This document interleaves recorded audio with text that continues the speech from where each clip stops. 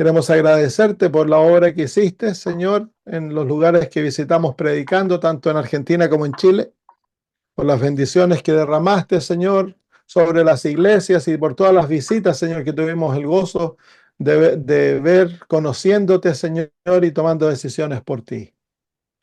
En estos momentos, cuando vamos a abrir tu palabra, suplicamos que tú nos hables, que tú nos guíes, Señor, al entendimiento, que tú nos enseñes, que podamos conocer en ella, Señor, a lo que tú dices. Lo pedimos por Jesús. Amén. Muy bien, comencemos con el libro de Hebreos, el capítulo 1. Muy bien, dice: Dios, habiendo hablado muchas veces y de muchas maneras en otro tiempo a los padres por los profetas, en estos postreros días nos ha hablado por el Hijo, a quien constituyó heredero de todo y por quien asimismo hizo el universo. Entonces aquí los versículos 1 y 2 nos muestran el proceso de revelación divina o los dos grandes modos a través de los cuales Dios se ha revelado a nosotros. Uno es a través de los profetas. El versículo 1 dice: Dios, habiendo hablado muchas veces y de muchas maneras en otro tiempo a los padres por los profetas. Y luego el versículo 2 dice: en estos postreros días nos ha hablado por el Hijo, a quien constituyó heredero y por quien asimismo hizo el universo. Así que Dios ha escogido revelarse a través de los profetas y a través del Hijo. Y toda aquella revelación se encuentra en las Sagradas Escrituras. El libro de Segunda de Timoteo define esta experiencia en el capítulo 3. Segunda de Timoteo, capítulo 3. Usando una palabra técnica. Dice: toda la escritura es inspirada por Dios. Entonces, la palabra inspirada o inspiración se refiere a la experiencia a través de la cual Dios se revela, Dios habla a través específicamente de los profetas. Entonces, la palabra inspiración define la experiencia de la revelación divina a través de un ser humano. Y es algo sobrenatural. Es Dios tomando a un ser humano, capacitándolo a través de su espíritu, para que este ser humano pueda recibir mensajes y a la misma vez comunicarlos fielmente, sin destruir la personalidad del ser humano, sin violarla, y a la misma vez que el ser humano, usando sus fortalezas y sus debilidades, usando al ser humano para que los mensajes puedan ser confiables. Es el libro de Segunda de Pedro, capítulo 1, el apóstol Pedro, hablando de esto, capítulo 1, versículos 20 al 21. El apóstol dice: entendiendo primero esto, que ninguna profecía de las Escrituras es de interpretación privada. ¿Por qué dice el apóstol Pedro esto? Porque él se está haciendo referencia a la experiencia que ellos tuvieron con Jesús. Dice el versículo 16: porque no os hemos dado a conocer el poder y la venida de nuestro Señor Jesucristo siguiendo fábulas artificiosas, sino como habiendo visto con nuestros propios ojos su majestad. Pues cuando él recibió de Dios Padre honra y gloria, y le fue enviada desde la magnífica gloria una voz que decía: este es mi Hijo amado, en el cual tengo complacencia. Y nosotros oímos esta voz enviada del cielo cuando estábamos con él en el Monte Santo. Así que ahí el apóstol Pedro se está refiriendo a la realidad que ellos experimentaron a Jesús personalmente, que ellos escucharon a Jesús hablar y escucharon la testificación divina de que Jesús era el Hijo de Dios. Cuando en el monte de la transfiguración escucharon a Dios testificando que Cristo era su Hijo amado. Versículo 18 dice el versículo 19, tenemos también la palabra profética más segura. Entonces ahí el apóstol Pedro pone una testificación más alta que el testimonio propio. Es el testimonio de la profecía, el testimonio de la palabra de Dios, la cual hacéis bien en estar atentos como una antorcha que alumbra el lugar oscuro, hasta que el día esclarezca y el lucero de la mañana salga en vuestros corazones. Así que el apóstol ahí se está refiriendo a las escrituras del Antiguo Testamento, que testificaban de que Jesús era el Mesías. Y las profecías del Antiguo Testamento son el testimonio más grande de la realidad que Jesús proclamó ser. El Señor Jesús mismo usó el testimonio de las profecías, fue su prueba más fuerte. Cuando se apareció a los discípulos, el Señor Jesús los apuntó a la profecía, al cumplimiento profético, como el testimonio, la seguridad de que su experiencia era genuina. Es por eso entonces que el apóstol Pedro luego dice, entendiendo primero esto. Cuando uno se relaciona con las escrituras, lo primero que tiene que entender es que la profecía, ninguna profecía de las escrituras es de interpretación privada. Nunca la profecía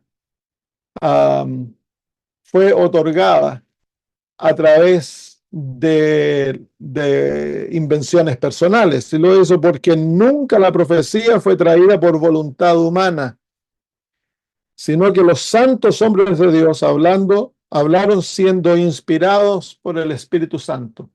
La palabra traducida inspirados ahí no es la misma palabra que aparece en 2 de Timoteo.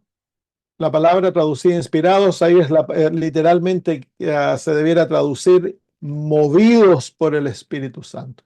Así como un barco es movido contra su voluntad por una tormenta, esa es la palabra, el Espíritu Santo ejerció un poder fuerte sobre los profetas para que estos recibiesen las revelaciones y las transmitiesen en forma fiel. Por eso los 2 puntos. Uno, la profecía no es de interpretación privada. Y segundo, los hombres que fueron inspirados por el Espíritu Santo, nunca ellos crearon los mensajes. No fueron invención propia. Fueron otorgados por Dios. Ellos fueron usados por el Espíritu Santo poderosamente. Él los tomó y los usó, los movió a su voluntad para que ellos fueran parte de la experiencia de la inspiración. Entonces, estos versículos nos dan la certeza de que la palabra de Dios no es el resultado de invención humana. Dios la inspiró. Dios fue el que la puso. La palabra inspirar quiere decir respirada por Dios, como que el aliento divino fue puesto en la mente del ser humano con los mensajes necesarios para que estos fuesen comunicados. Ahí, al estudiar las Sagradas Escrituras, nosotros vemos una unión muy bonita, maravillosa, entre lo divino y lo humano. Dios toma un ser humano y lo capacita a través de su espíritu para recibir y transmitir los mensajes fielmente, pero Dios no viola la identidad de aquel ser humano. Uno puede ver en la manera de expresión, la manera de escribir que el ser humano usa, su nivel de educación.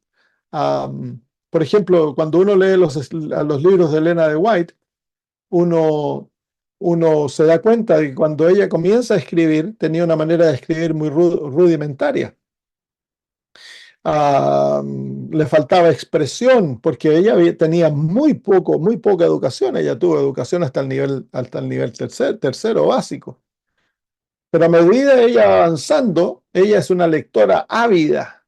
Lee y tiene una mente maravillosa. Todo lo que lee le queda grabado en su mente. Que muchos creen que Elena de White tenía una mente fotográfica. Entonces, a medida va avanzando, uno puede ver cómo va cambiando el estilo de su escritura y cuando ella escribe el libro El deseado de toda la gente es una obra de arte.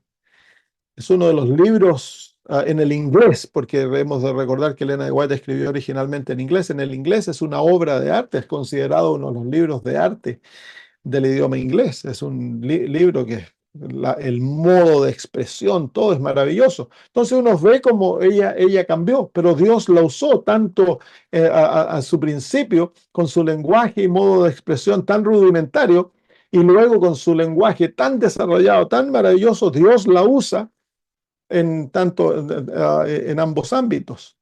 Así que Dios no viola la personalidad del profeta, sino que usa al profeta y lo capacita a aquel profeta para recibir los mensajes. Es interesante, el apóstol Pedro también dice el versículo 21, porque nunca la profecía fue traída por voluntad humana, sino que los santos hombres de Dios.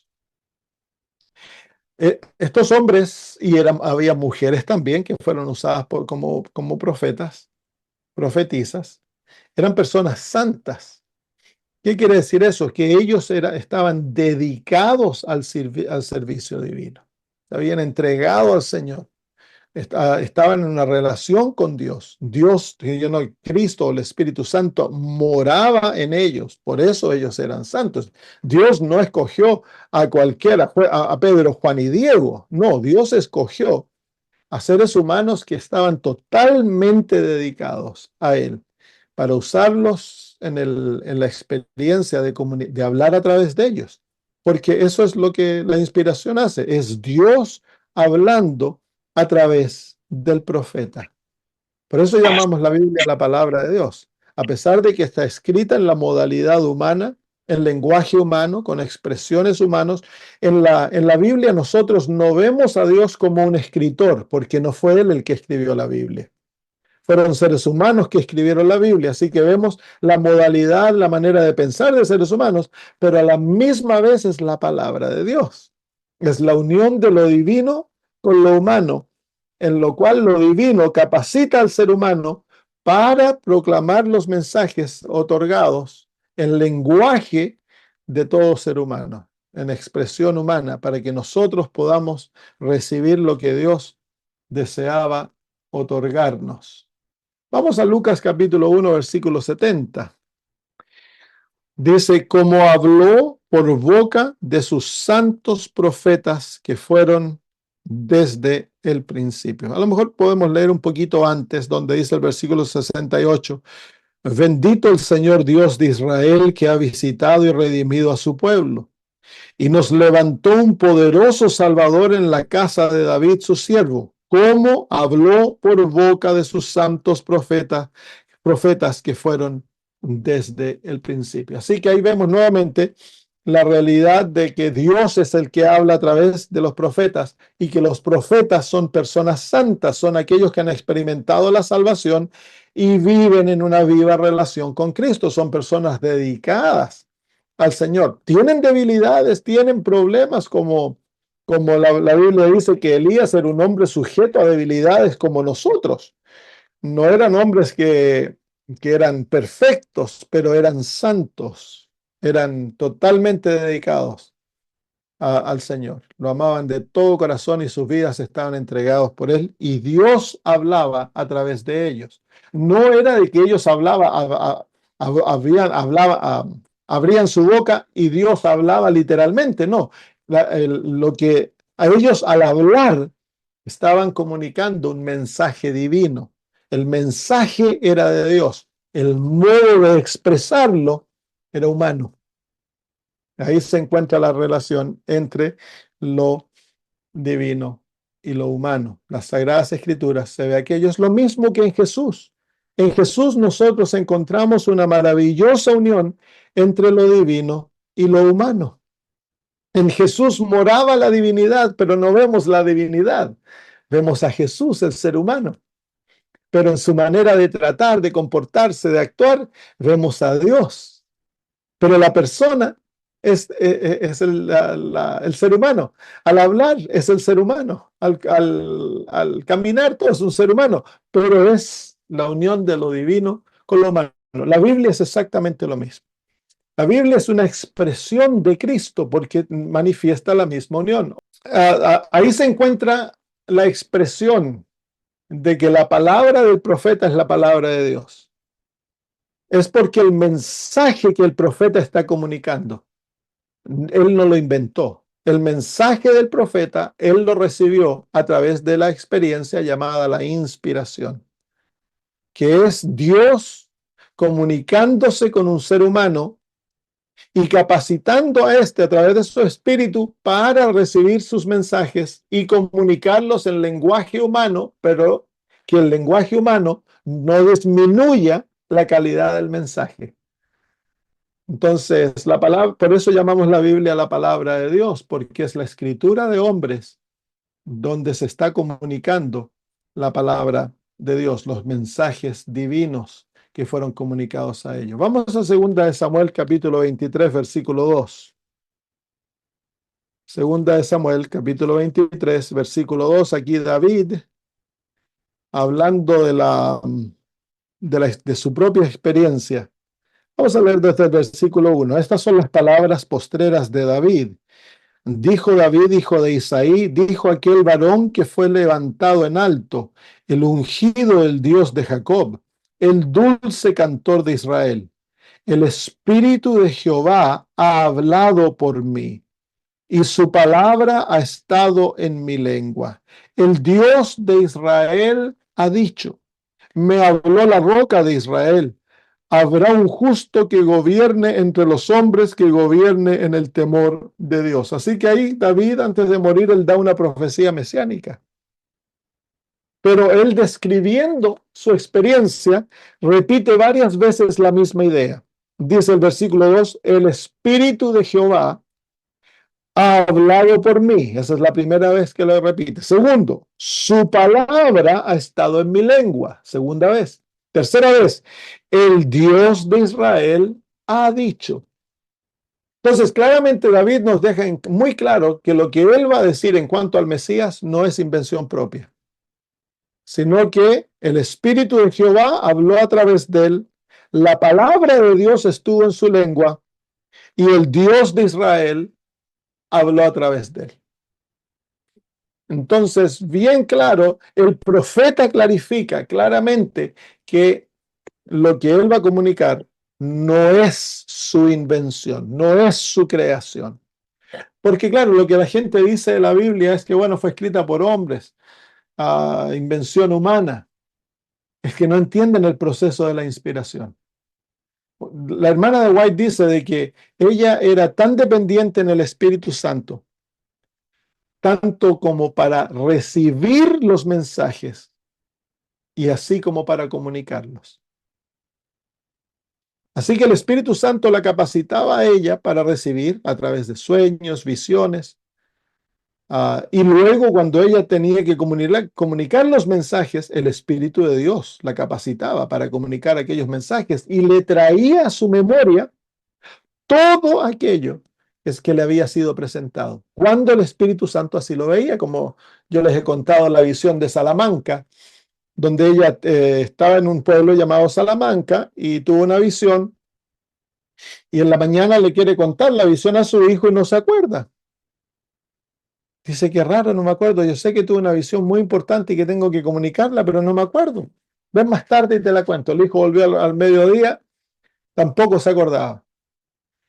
Bueno, ya con experiencia, años de haber sido profeta, lo dejó 6 meses más tarde en una reunión de la conferencia general. Una mañana, temprano en la mañana, como las 2 de la mañana, el Espíritu Santo le trajo a memoria la visión. y se recordó todo, la escribió y la preparó para presentárselos a los delegados de la conferencia general. Se fue en la mañana tempranito ante los delegados que estaban reunidos para una reunión de oración antes que comenzaran las reuniones de la conferencia general. Ella pidió hablar, se puso de pie y contó la visión.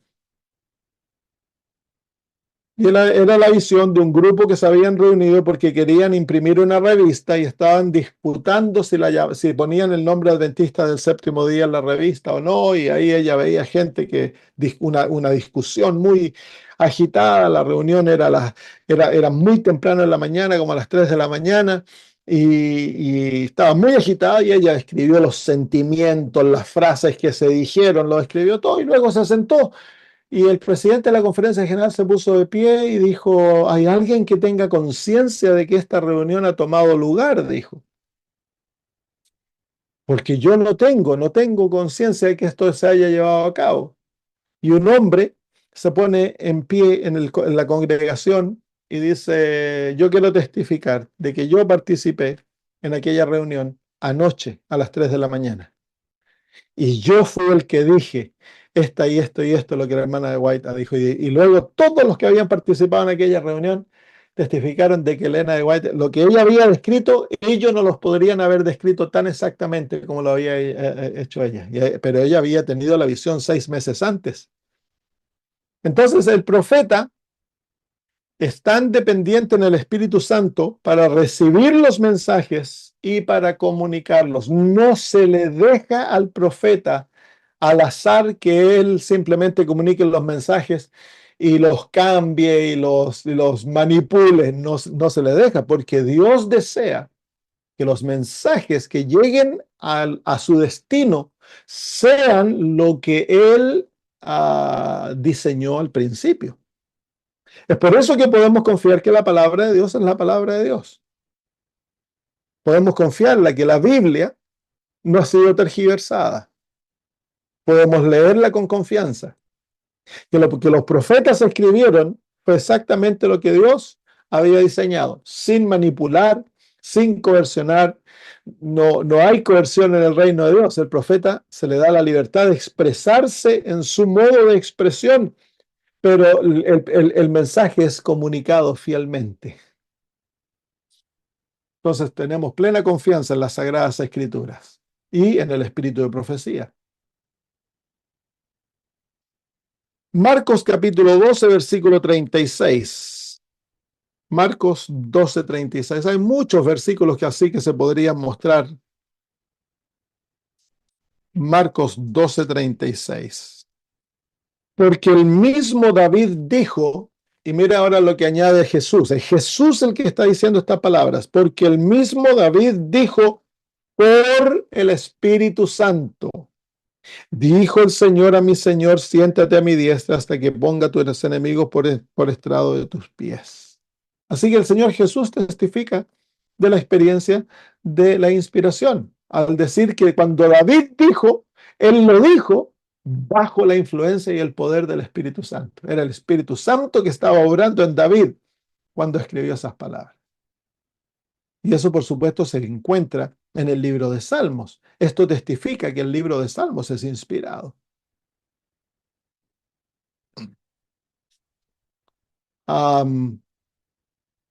Así que claramente nosotros vemos que en la creación de las Sagradas Escrituras hay un poder divino obrando en conjunto con la ayuda humana. Recordemos que en la realidad humana, Dios nunca obra sin la cooperación humana.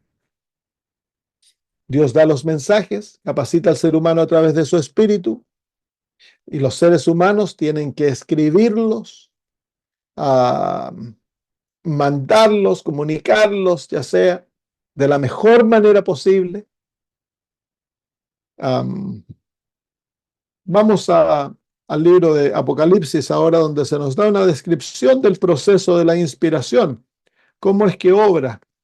Aquí vemos claramente los pasos que el mensaje divino toma para llegar a nosotros. En el capítulo 1 de Apocalipsis, los versículos 1, dice la revelación de Jesucristo que Dios le dio para manifestar a sus siervos las cosas que deben suceder pronto. Y la declaró enviándola por medio de su ángel a su siervo Juan. Así que ahí vemos los primeros pasos. Dios le da el mensaje a Jesús. Jesús envía un ángel con ese mensaje que se lo comunica a Juan. Y Juan escribe ese mensaje y se lo envía a las 7 iglesias. Vemos en el libro de Daniel que el ángel Gabriel hace mención de una realidad bien interesante. Vengan al libro de Daniel, el capítulo 21.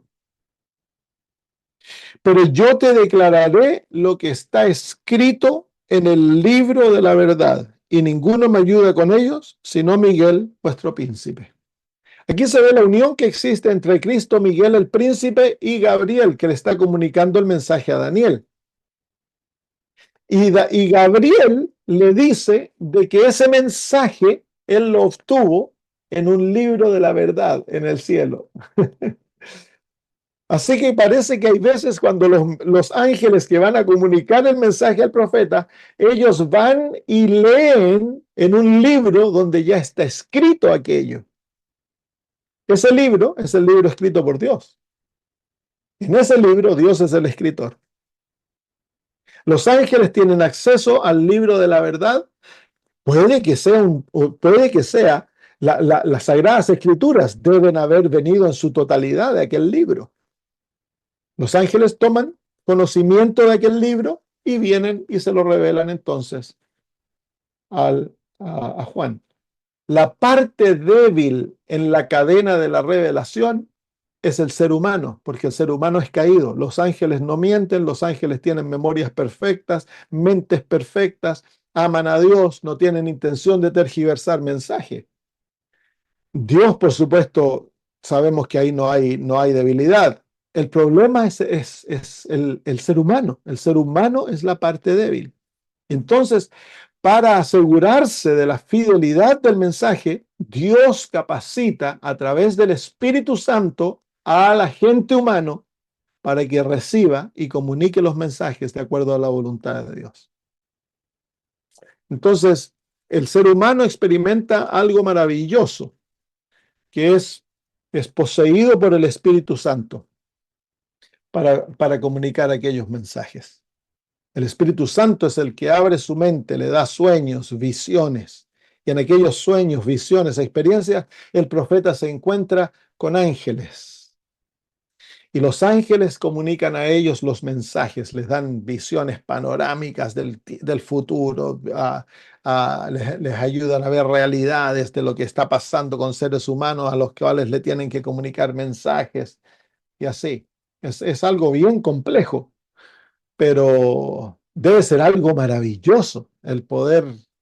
Yo a veces le he dicho al Señor, Señor, a mí me encantaría ser profeta, pero no tener la responsabilidad de ir a comunicar esos mensajes. Me encantaría ser profeta para hablar con ángeles, a ver a Jesús. La hermana de White, cuando ella era viejita, el Señor Jesús venía a verla a ella. A veces cuando el Señor Jesús en persona venía a verla. Ángeles. Casi en la actividad diaria, ángeles venían a verla, a ayudarle con material de los libros y todo eso. Tenía una relación maravillosa con el Señor. Entonces, es una realidad maravillosa. Es un gran privilegio el ser profeta, pero a la misma vez una tremenda responsabilidad. Y en la gran mayor de las veces los profetas son totalmente rechazados, porque Satanás busca destruir la integridad del profeta ante los ojos de los demás para que sus mensajes no sean escuchados. El peor enemigo de Satanás en la tierra es un profeta, porque desbarata sus planes secretos. Satanás planea, miren, es tan chistoso. La hermana de White participó en 2 o 3 concilios de Satanás. Ella estaba presente en visión. Entonces uno se ríe, ¿no? Porque Satanás es invisible y nosotros no lo vemos y él se hace presente en nuestras reuniones y todo. Pero Dios le juega el mismo truco al permitir que un profeta, ya sea vea en visión sus planes o participe en sus concilios secretamente. Entonces, el peor enemigo de Satanás en la tierra es un profeta fiel, porque es una tremenda arma para los hijos de Dios. Cuando uno ve el conocimiento que tenemos en las Sagradas Escrituras, conocimiento muy avanzado, todo el plan de la redención ha sido revelado de principio a fin. Y luego el conocimiento que nos ha sido otorgado a través del espíritu de profecía, conocimiento de la salud, de la educación, de la familia, profético, de la organización de la iglesia. Es multidimensional el conocimiento que una señora con 3 años de educación pudo otorgar. No hay otro ser humano que haya sido tan capaz de escribir en tantas áreas en forma tan profunda. Entonces es inspiración. Así que vemos el proceso. Cuando, en el caso del libro Apocalipsis, cuando las 7 iglesias recibieron la carta de Apocalipsis, porque el libro de Apocalipsis en su origen era simplemente una carta que Juan escribió desde Patmos, donde él estaba desterrado. Cuando ellos la reciben, lo que reciben no es la palabra de Juan. Lo que ellos reciben es la palabra de Dios escrita por Juan. ¿Se fijan la diferencia? Es la palabra de Dios escrita por Juan. Y esa es la manera que Dios desea que tomemos su palabra. Hay algunos que se concentran, que hay inconsistencias, que esto y lo otro. ¿Para qué preocuparse de esas cosas? Cuando en la palabra de Dios van a haber misterios profundos, grandes, maravillosos, que nos han de mantener entretenidos escudriñándola todo el resto de la eternidad. Así que de hecho van a haber muchas cosas que en esta parte de la eternidad no vamos a entender. Y cuando vemos a nosotros nos pareciera que hay inconsistencias, contradicciones, hemos de humillarnos y recordar que cuando abrimos la palabra de Dios, estamos en la presencia de Dios mismo, estamos en la palabra, estamos escudriñando su palabra.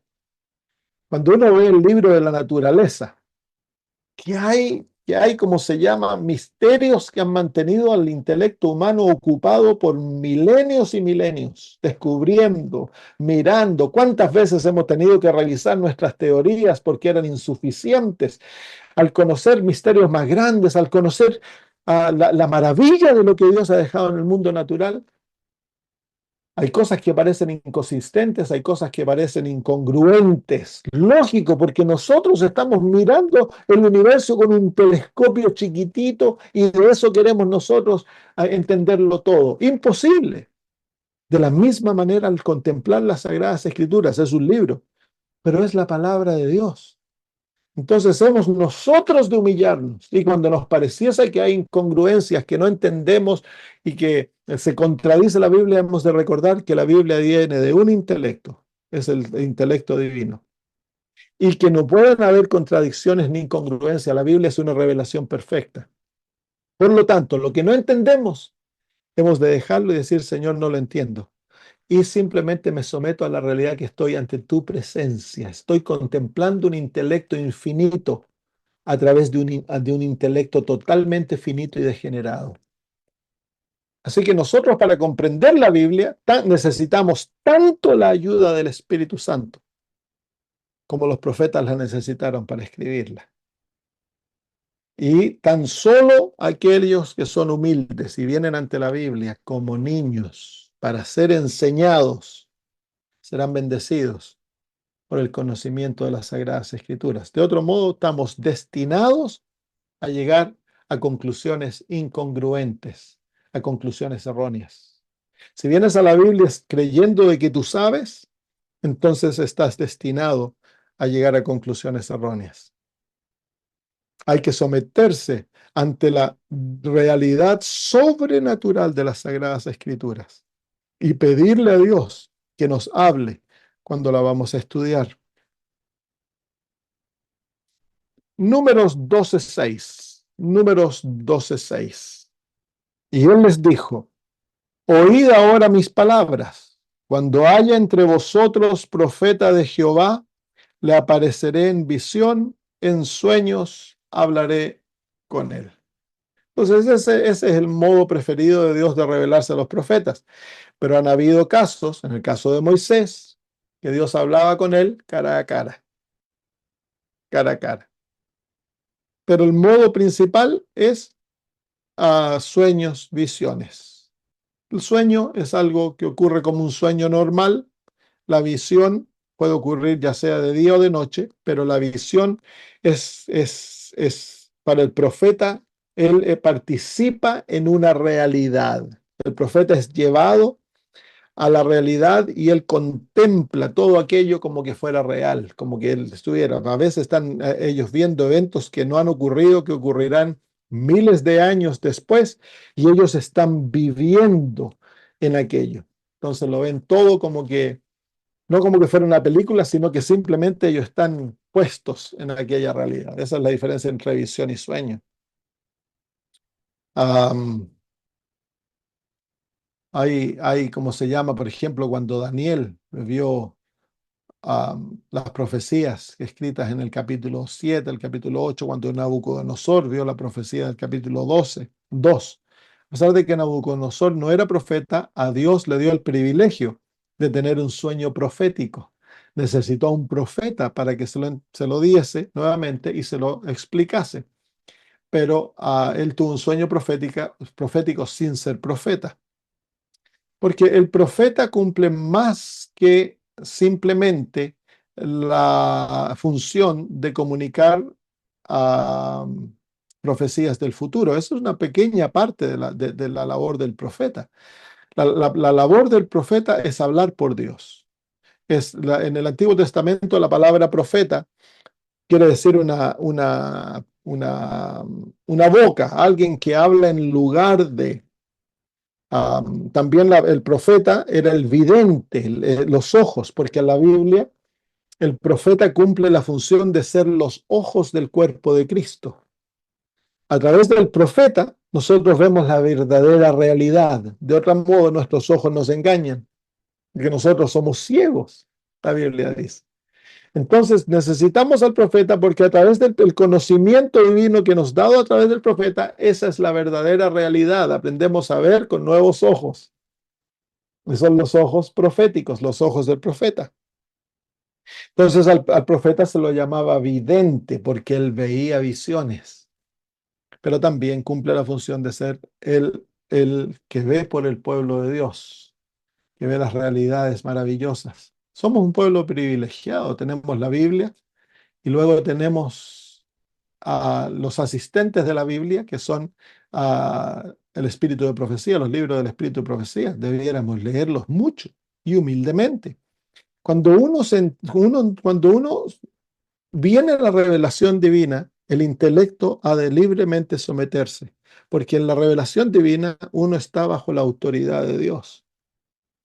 Entonces uno no debe venir con una actitud criticona, no debe venir con una actitud orgullosa. Cuando uno viene al estudio de la palabra de Dios o el estudio de los libros del Espíritu de Profecía, uno debe someter su intelecto a Dios. Y cuando uno encuentra información que contradice lo que uno pensaba, lo que uno creía, entonces hay que someterse y hay que aceptar aquella información, porque la revelación es más autoritativa que lo que tú hayas descubierto a través de tus propios estudios. Entonces Dios nos ha dado la revelación para mantenernos en la verdad y nos ha ordenado a nosotros estudiarlo. A veces estudiamos y llegamos a conclusiones, pero si mis conclusiones contradicen el claro, así dice Jehová, la palabra de un profeta, entonces yo tengo que abandonar mis conclusiones y aceptar lo que está escrito. Por ejemplo, yo hace años atrás estudiaba la Biblia con un ateo. Bueno, él era cristiano, pero él creía en la, ¿cómo se llama? En la, en la, en la evolución teísta que se llama, que dice, se enseñan a través de eso, que am, Dios dio origen a todo, pero luego Él usó la evolución para que todo se desarrollara, que va en contra de las Sagradas Escrituras, porque la Biblia dice que Dios lo creó todo en 6 días y en el séptimo día descansó. Entonces, este hombre era cristiano y un hombre con un intelecto maravilloso, profesor de universidad. Entonces, él me dice, yo no puedo aceptar el libro de Génesis capítulo 1, porque va en contra de la ciencia. Entonces, yo lo desafié diciéndole, llega el momento en que el intelecto humano ha de someterse a la revelación divina, porque la revelación divina siempre va a ser de más autoridad que las conclusiones humanas. Siempre. Y eso nos debe ver cuando leemos el espíritu de profecía. Hemos de someternos a la autoridad del profeta. Cuando leemos las Sagradas Escrituras, hemos de someternos a la autoridad. Lo que está escrito es la autoridad más alta, es la palabra de Dios. Entonces, hemos de aprender a simplemente someternos a lo que está escrito, a la palabra de Dios. Muy bien, lo dejamos ahí. ¿Hay alguna pregunta? ¿Quedó claro? Buenas noches, pastor. Buenas noches, hermana Dimbia. Acá ya cambió la hora en el estado de Florida. Ya son las 7, las 7 de la noche con 8 minutos.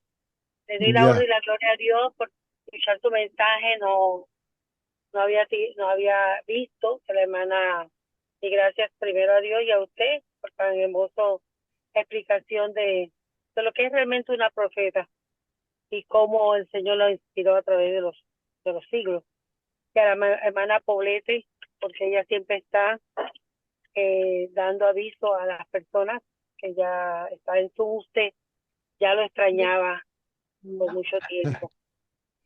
Gracias a Dios está de vuelta con salud y viendo su amén. video también en donde estaba presentando el mensaje del Señor.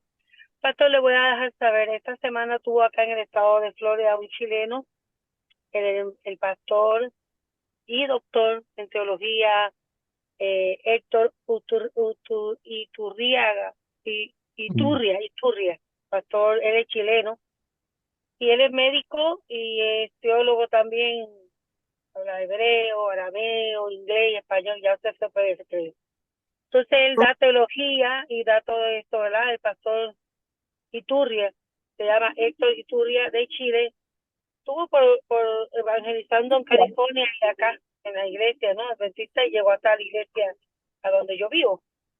Tuvo una semana de todo lo que es Apocalipsis. Entonces, él habló de algo más importante y muy importante que usted lo ha aclarado, que los profetas a través de los siglos han manifestado, ¿verdad?, el mensaje y cómo nosotros podemos identificar, porque hay dos tipos de profetas. El profeta, en la Biblia los cataloga profetas mayores, los profetas menores, pero cómo nosotros podemos, en esta realidad que nos ha tocado vivir, identificar un profeta, porque todos los profetas dicen que son profetas y que son, yo no sé, inspirados por qué sé yo, que han visto qué sé yo qué, y en todos lados están con sus profecías.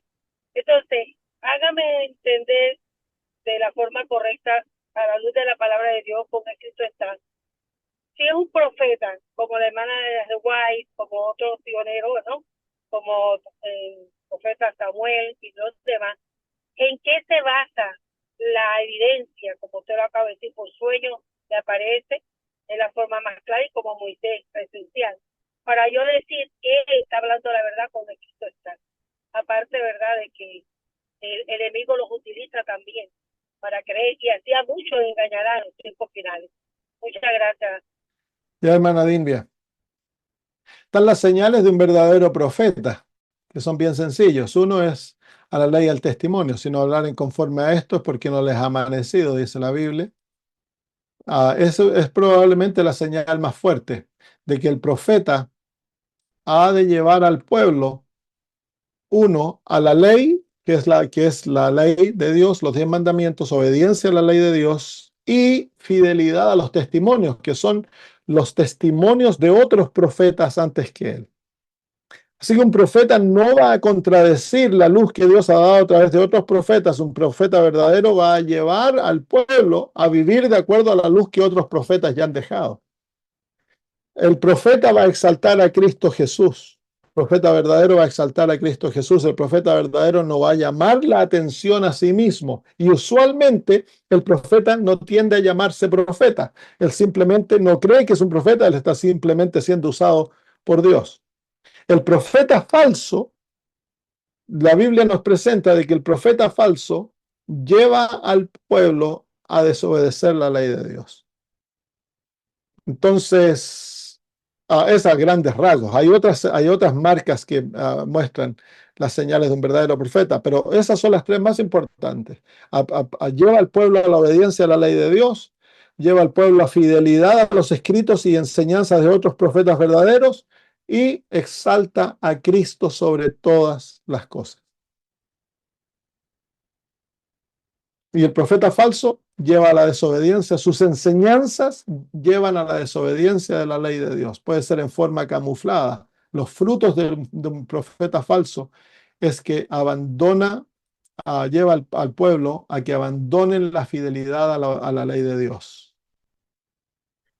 Muy Y bien, pastor, permítame sí, decirle que pastor, también el hermano Eliseo. profeta falso se exalta a sí mismo en lugar de exaltar y dar gloria a Dios, porque él debiera ser solo un instrumento. Claro, pero es Nada que más que el profeta falso puede, puede cubrirse en un manto de humildad. Por eso dice el apóstol, el Señor Jesús, que los profetas falsos vienen a vosotros como cubiertos con manto de oveja, pero son lobos rapaces. Entonces parecieran ser cristianos, pareciesen ser humildes, pero el fruto de su enseñanza es desobediencia a la ley de Dios. Por eso el Señor Jesús dice, por sus frutos los conoceréis.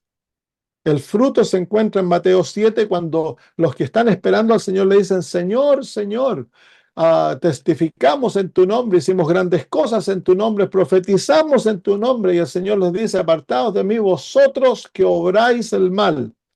Y esa palabra es la palabra anomia en griego, que quiere decir vosotros que violáis la ley de Dios.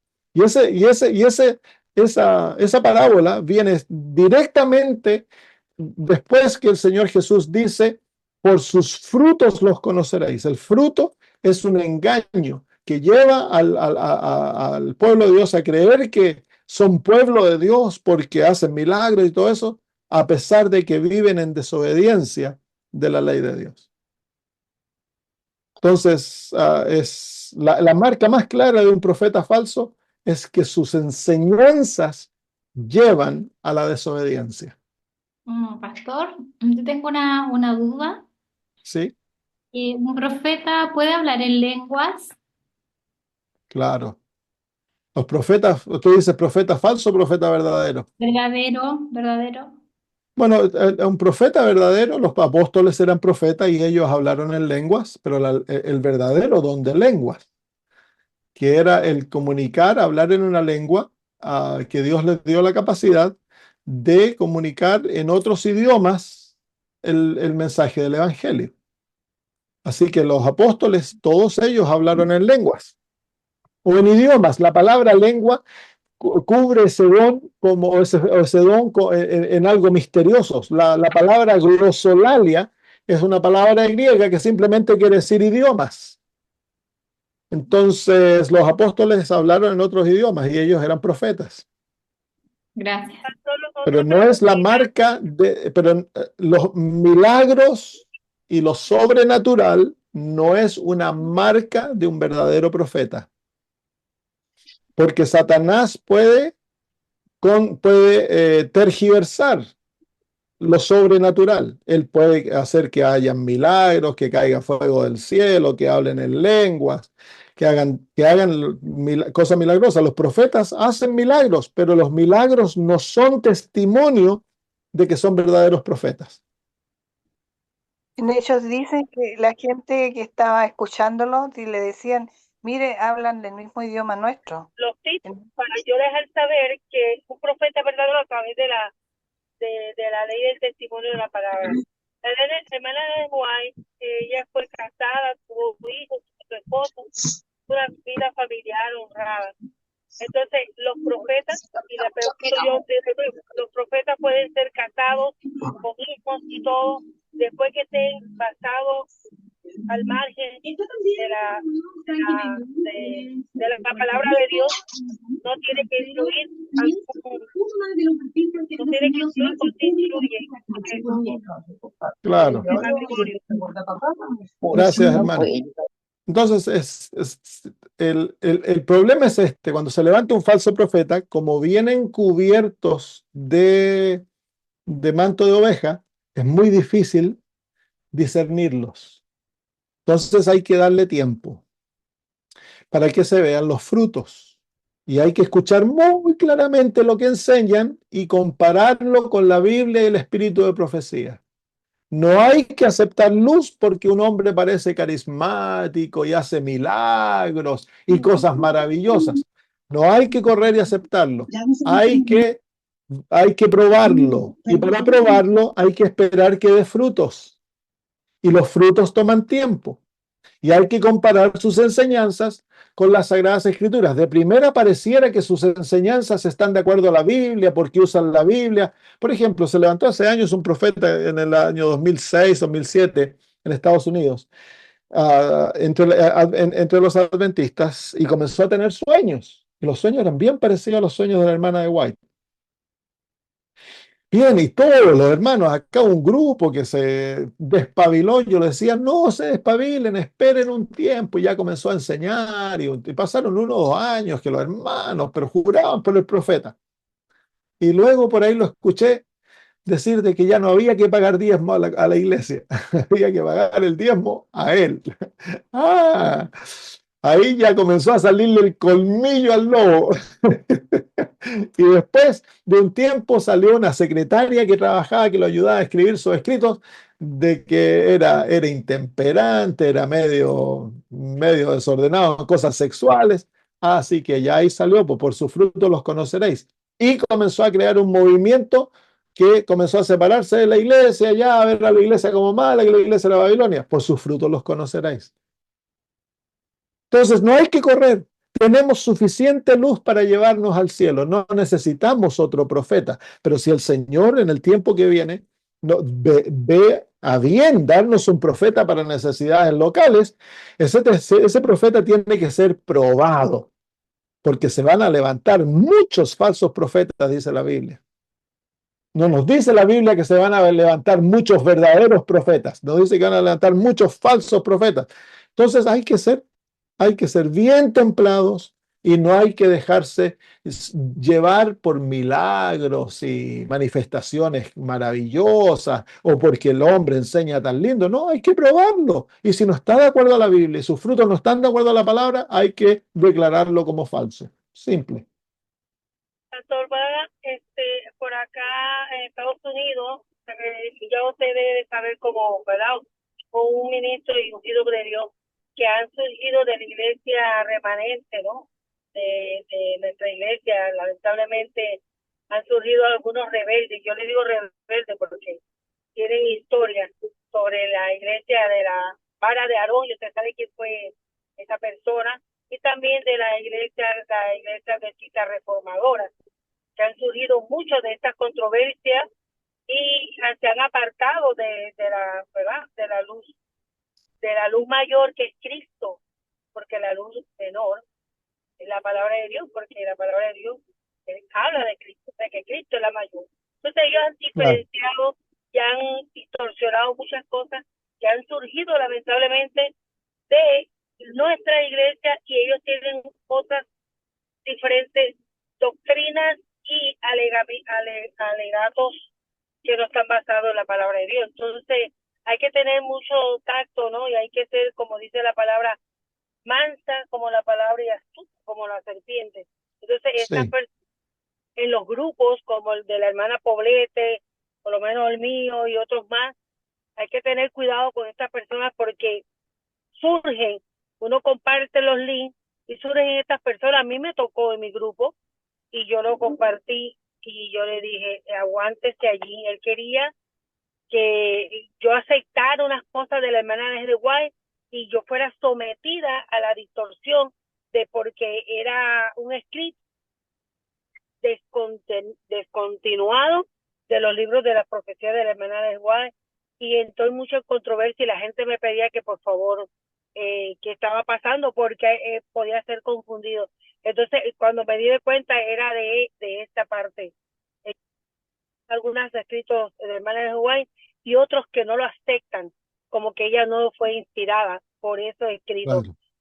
Surgía que eran de la vara de Aarón y otros que eran de Ah, la... ya, ya. Y eso fue una controversia, pastor. Por eso yo le estaba dejando saber, porque hay que tener mucho cuidado con este aspecto de... Porque los profetas para mí tienen que tener la luz mayor que es Cristo y la palabra de Dios. Y Claro. sus diferentes Y de lo que ellos hablan. Muchas gracias, Pastor Vega. Me comunicaré con usted más adelante. Muchas Ya, gracias. gracias, Pastor, hermano. Buenas ¿cómo noches a anda, todos. pastor? Sí, Diego, ¿cómo estás? ¿Cómo está, pastor? ¿Bien? Buenas noches a todos. Sí, es muy importante la lección de la escuela sabática que habla sobre Juan el Bautista. Es bien clarito. Dice que no va a haber un profeta más grande que Juan el Bautista y que dijo, es mejor que yo mengüe para exaltar a Cristo Jesús.